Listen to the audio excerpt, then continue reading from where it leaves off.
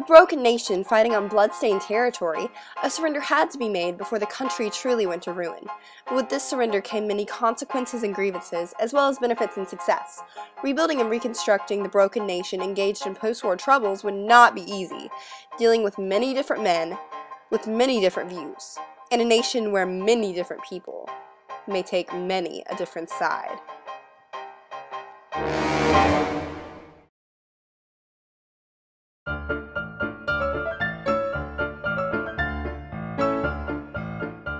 Even after 4 years of fighting, many shots were fired and many lives were lost, but the end of the Civil War was inevitable.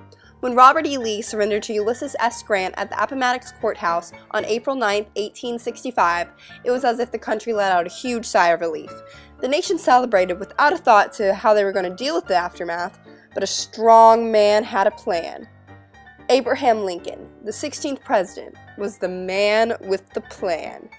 And in the midst of his second term, he created his Reconstruction plan to rebuild the nation. He formed his 10% plan in 1863.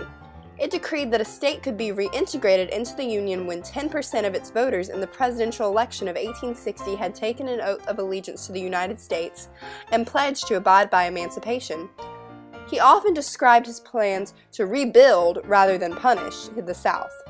His plans never went into effect, because he was assassinated on April 15, 1865 by John Wilkes Booth at Ford's Theater.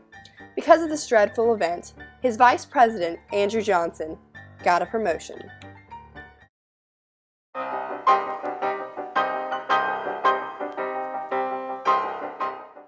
Andrew Johnson, the hot-headed, very stubborn 17th president, issued his own Reconstruction plans less than 1 month into his presidency. His plan was very lenient on the former Confederacy because he was a Southerner and even once a slave owner. This brought tensions between him and the radical Republicans. In his plan, he took away the voting rights away from leading Confederates. And it also called for special state conventions, which were required to repeal the ordinances of secession, repudiate all Confederate debts, and ratify the slave-freeing 13th Amendment. States that complied with these conditions, Johnson declared, would be swiftly readmitted into the Union. His plan sent the Republicans in a frenzy, especially once he approved the dreaded Black Codes.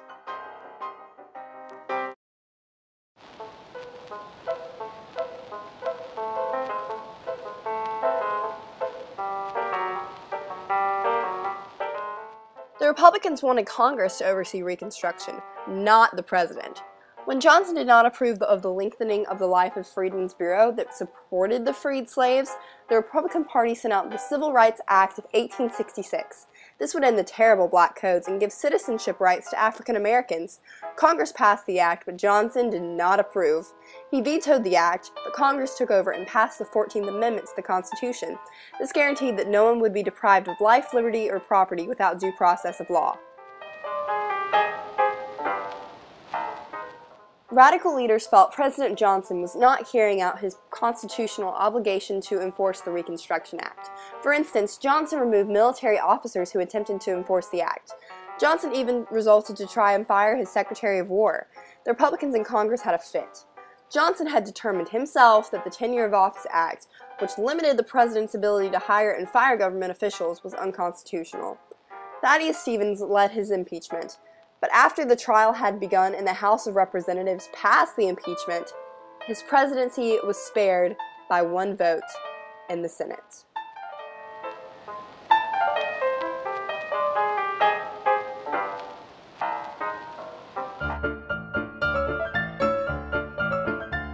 Ulysses S. Grant, Civil War hero and former Union general, although having absolutely no political experience, became the 18th president by a landslide. Grant ratified the 15th Amendment that guaranteed every person the right to vote. He even sent in military to protect the African Americans in the South from the Ku Klux Klan, Black Codes, and the Jim Crow laws. And even that same year, a big step was taken in Reconstruction when it was stated that the federal government's authority outweighed the states. Grant was a strong and loyal man, but he was not a good judge of character. When he was elected, he did not turn to the Republicans. Instead, he chose people for his administration that he thought he could trust. Grant was loyal out of all proportion to anyone who had helped him or worked with him. As a result, he was sometimes unwilling to remove ineffective people, and some areas of his administration suffered from incompetence and corruption. A prime example of his administration suffering is the notorious whiskey ring scandal. The whiskey ring was a plan by internal revenue collectors and the whiskey distillers to cheat the government of tax money. On May 10, 1875, the Treasury Department, led by Secretary Benjamin Bristow, seized distilleries in St. Louis, Chicago, Evansville, and Milwaukee. For many years, distilleries had bribed low-salaried revenue agents into looking the other way as they evaded paying millions in federal taxes. His brother, personal secretary, and close friend were all indicted. This caused the nation to view the administration as corrupt, which led to view of the Republican Party as being corrupt, which led to the slowing of their efforts to reconstruct the South. He later said on December 5, 1876, "It was my fortune, or misfortune, to be called to the office of chief executive without any previous political training." Ulysses S. Grant did not seek a third term and died from throat cancer soon after.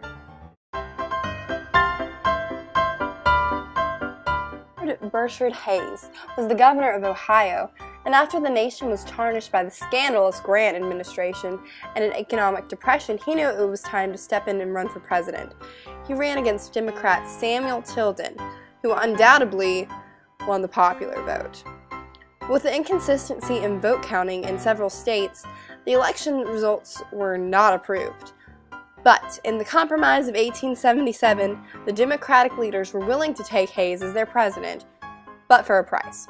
The price they demanded was, first of all, the withdrawal of federal troops from Louisiana and South Carolina, two of the three southern states that Republicans still governed. Second, the Democrats wanted federal money to build a railroad from Texas to the West Coast to improve southern rivers, harbors, and bridges. Third, they wanted Hayes to appoint a Southerner to the cabinet. When the Republicans agreed to these rules, Hayes became president. This Compromise of 1877 is what the nation needed to end Reconstruction and help handle the country in post-war circumstances.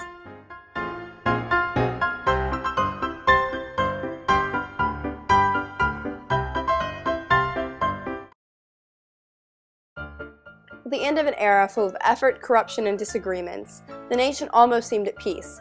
With the end of Reconstruction came many negative aspects of our nation. A solid South was formed, literacy tests and poll taxes were enforced for voting, and grandfather clauses in Jim Crow laws were passed to keep African Americans subordinate to the whites. It may not be truly a happy ending, but the nation needed this era of Reconstruction to improve and become what we know it is today, and improve for years to come.